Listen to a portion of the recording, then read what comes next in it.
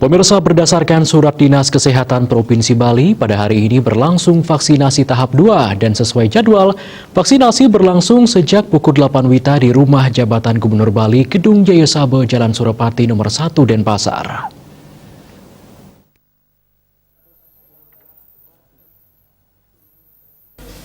Kegiatan vaksinasi tahap 2 ini diikuti para pejabat tinggi di Provinsi Bali yang telah mengikuti vaksinasi tahap pertama di RSBM 2 pekan lalu.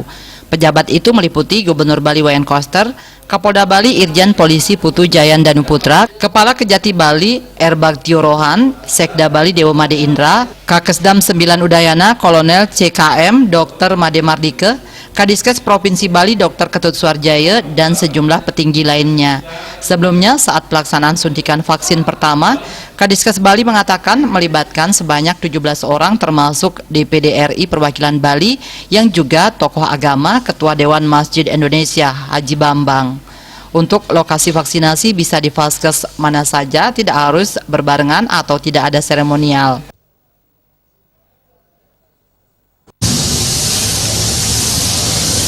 Om Swastiastu.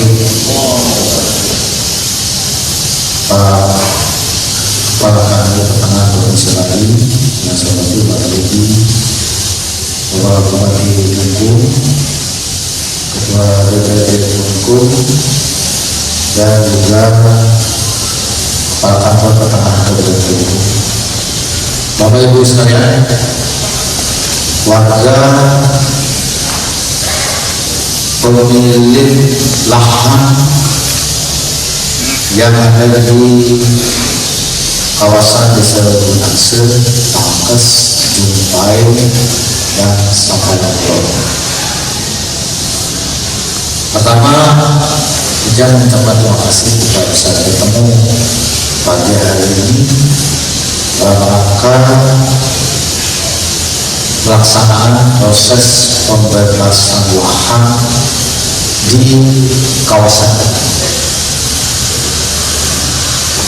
Hati saya Pak, ini ada kurang, nggak ada LED layar besar untuk menayangkan konsep yang akan dibangun, yaitu kawasan pusat kebudayaan Bali di wilayah tersebut.